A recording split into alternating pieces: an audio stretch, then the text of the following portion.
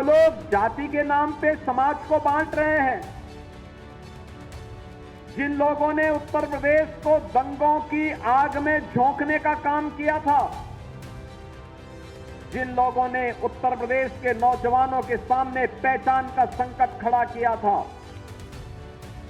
जो लोग देश की सुरक्षा के साथ खिलवाड़ करते हैं अपने वोट बैंक के लिए, जिन लोगों को बेटी और बहन की इज्जत की परवाह न रही हो, और जो लोग मातृशक्ति की गरिमा की रक्षा न कर सकते हो, क्या उनसे आप विकास की उम्मीद करते हैं? क्या उनसे विकास की उम्मीद करते हैं? वे कभी विकास नहीं किए हैं, आगे भी विकास नहीं करने वाले हैं, नहीं करने वाले हैं। जब समाजवादी बांटने का काम कर रही है और साथ साथ यूपी के लोगों पे दंगे का झोंकने का काम कर रही है, नौजवानों के सामने पहचान का संकट खड़ा किया है, इसके बारे में क्या कहना है आपका? मुख्यमंत्री जी ने जो आरोप समाजवादी पार्टी पर लगाया है, हम उसी सवाल का जवाब जानना चाहते हैं कि इस देश को बांटने का काम किसने किया? इस देश के नागरिकों को ब्राह्मण, क्षत्रिय, वैश्य, शूद्र में बांटने का काम किसने किया? गोरखपुर में सीएम योगी द्वारा सपा के खिलाफ दिए गए भाषण पर प्रतापगढ़ जिले के रानीगंज विधानसभा के विधायक डॉक्टर आर.के. वर्मा ने पलटवार किया है। उन्होंने कहा कि समाज को बांटने का काम कोई और नहीं बल्कि भारतीय जनता पार्टी कर रही है। उनके अनुसार दंगों की आग में लोगों को उकसाने का काम भी उसी पार्टी द्वारा किया जा रहा है। डॉक्टर वर्मा ने सवाल उठाया कि क्या आज उत्तर प्रदेश के नौजवान सिर्फ बड़े उद्योगपतियों जैसे अडानी बनने की राह पर है। उन्होंने कहा कि राज्य के युवाओं के सामने रोजगार का संकट गंभीर रूप से ले चुका है और उन्हें मजबूरन छोटे छोटे प्राइवेट कंपनियों में काम करना पड़ रहा है। उनका कहना है कि सरकार के फैसलों के चलते नौजवानों के सपने अधूरे रह गए हैं और उन्हें रोजगार पाने के लिए बाहर भी जाना पड़ रहा है।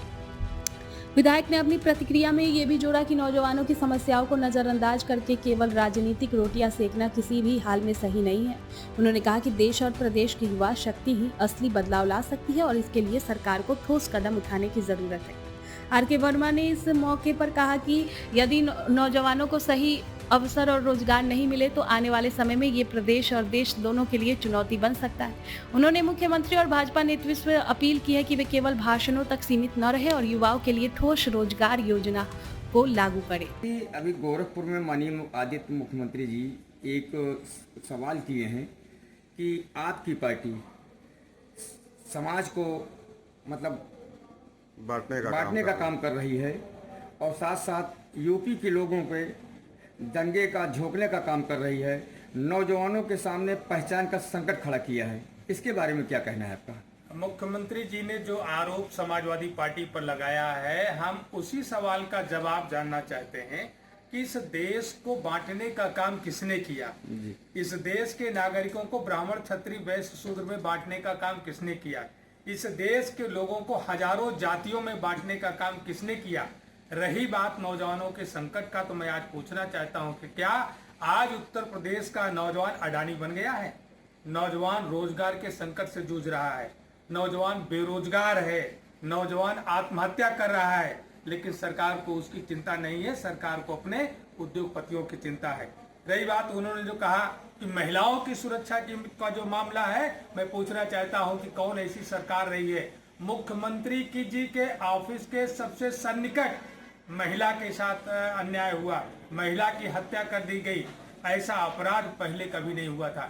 पूरे उत्तर प्रदेश में महिलाओं के साथ अन्याय हो रहा है, अनाचार दुराचार की घटनाएं हो रही हैं, एफआईआर नहीं दर्ज हो रहे हैं, और जो बात बांटने की कर रहे हैं, जो SC ST के लोग हैं, जो पिछड़े वर्ग के लोग हैं, इनके साथ अन्याय हो रहा है, इनकी हत्याएं की जा रही, इनके चौराहों पर इनको बेइज्जत किया जा रहा है। सुल्तानपुर में एक घटना आपने सुना होगा कि एक नौजवान 18 साल का जिसने अपनी 1200 रुपए की मजदूरी मांगी, उसकी हत्या कर दी गई। आप प्रयागराज की घटना सुने होंगे कि जब उसने एक सामंती के घर का गेहूं का बोझ नहीं ढोया तो उसकी जला करके हत्या करने का काम किया गया। तो ये सरकार के और उद्योगपतियों के लिए काम कर रही है। उत्तर प्रदेश बर्बाद हो चुका है।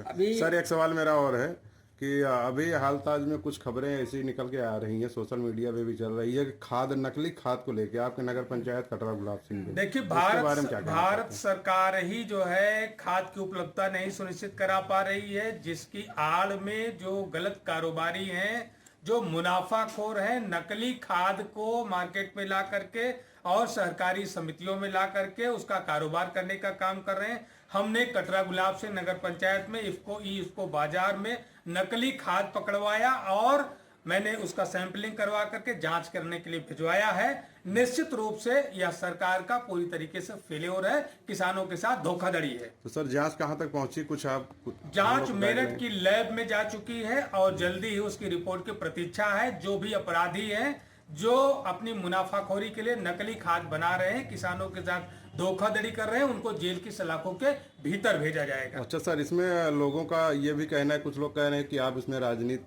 कर रहे हैं।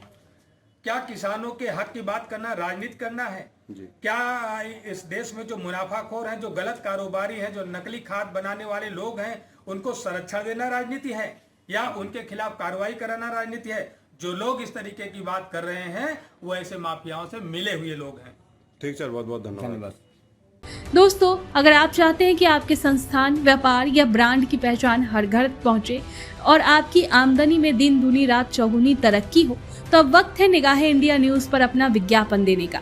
हमसे संपर्क करें हमारे आधिकारिक ईमेल आईडी nigahe-india-news@gmail.com पर, क्योंकि निगाहे इंडिया न्यूज है प्रयागराज का पहला और सबसे भरोसेमंद स्थानीय न्यूज चैनल, जो सिर्फ और सिर्फ आपकी आवाज को बुलंद करता है। अगर आपको ये वीडियो पसंद आया हो तो लाइक करें, शेयर करें और चैनल को सब्सक्राइब करना ना भूलें। ऐसी ही ताज़ा और ज़मीनी खबरों के लिए जुड़े रहे हमारे साथ। मिलते हैं अगले वीडियो में, तब तक के लिए जय हिंद।